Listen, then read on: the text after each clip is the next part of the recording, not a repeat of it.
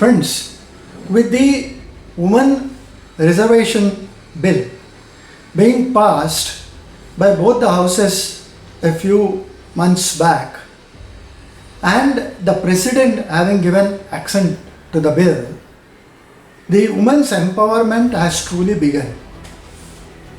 Or is it? Let's talk about this empowerment in today's episode. Women's empowerment is a topic that women discuss and fret upon. Men discuss and support often, but lack the intent when required. So, women's empowerment remains only in the annals of what is possible. With AAP, the Aam Aadmi Party, and every other party promising rupees 1,000 or more every month to every woman above 18 years of age, and most other parties doing the same or an encore as a poll sop, as if that is what wins elections. The battle lines seem to be drawn. Whereas the term women empowerment is very interesting.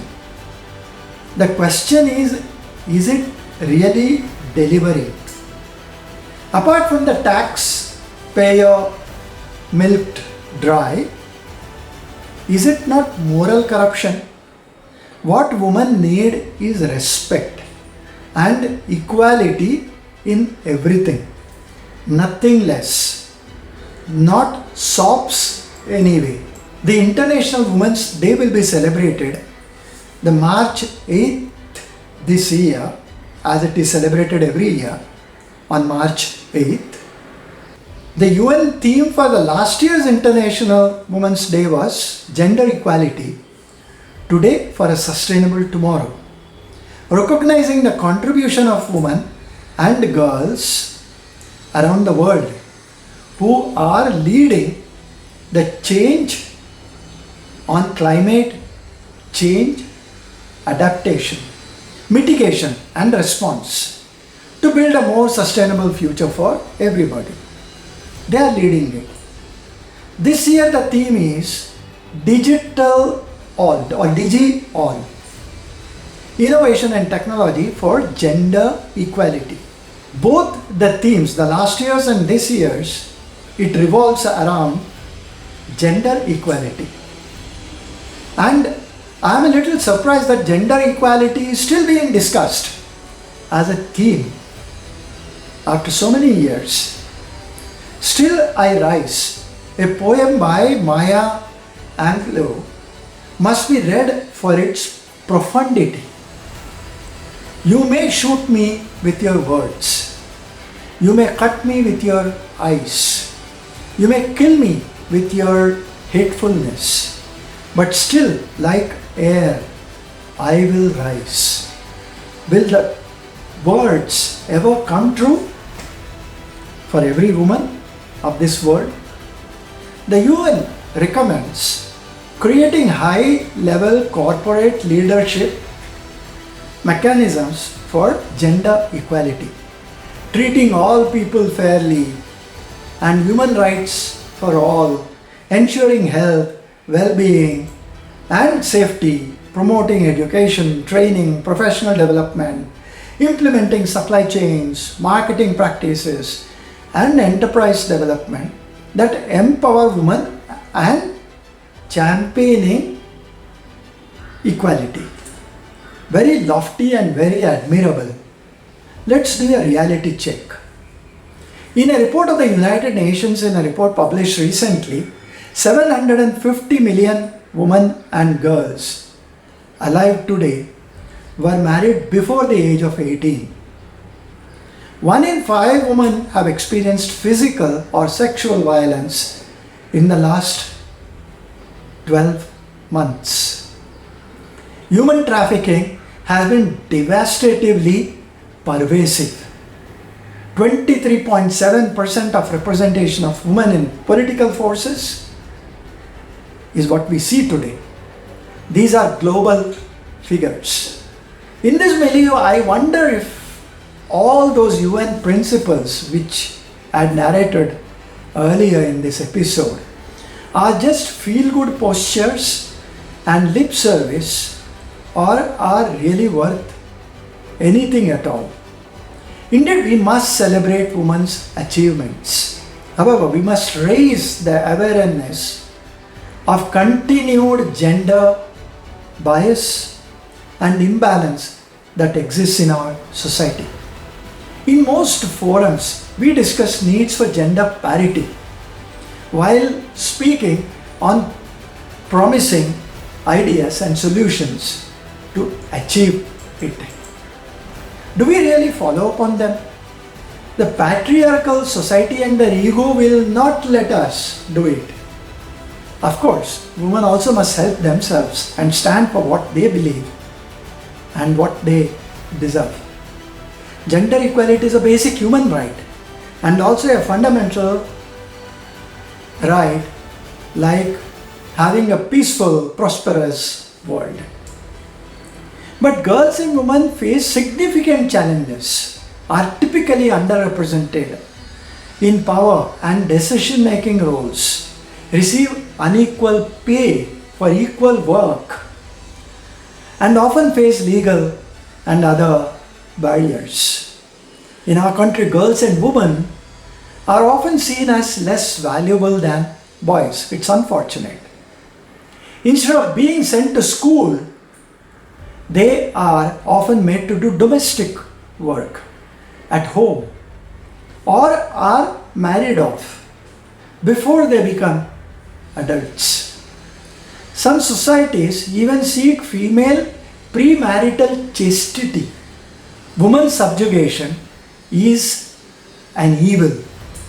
One who wields power subjugates one who is weak. Most of the weak constitute women and children. Consequently, they experience low status, exploitation, oppression, and loss of self-determination. And the deterioration begins. What must be done to make a difference? For me, the epithet of empowering women is itself a bad use of semantics.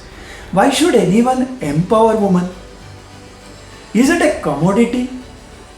Is it a domain of someone else, and that if it has to be given to someone, there is a price attached? Is there an inadvertent give and take built into our system? Be that as it may, many efforts to empower women do not address the real problem at all. Empowerment must bring a sense of hope and pride for all women. Far from it, it is treated as creating some development strategies that often fail to provide women with meaningful solutions. Empowerment doesn't happen because someone wants it. There are several downstream functions that must come alive. For example, mental health. It is very important for there exists a link between mental health and physical development. Why mental health alone? All health is vital. Now, one must put down sexual violence with all the power at one's command. The narrative has to change from "me too" to "time is up." There must be more open dialogues for empowerment and empathy. The "time is up" movement must target action and provide legal and public relations assistance and not just lip sympathy. Probably, as many researchers would say, sexual violence should be treated as a social and a cultural problem rather than as an individual problem. Though sexual violence is found more amongst women and in weak support systems, it's equally prevalent in more endowed societies as well. Prevention strategies, however, will need to address the systemic inequalities that influence sexual violence. There's a lack of resources for women to approach locally led women's rights organizations.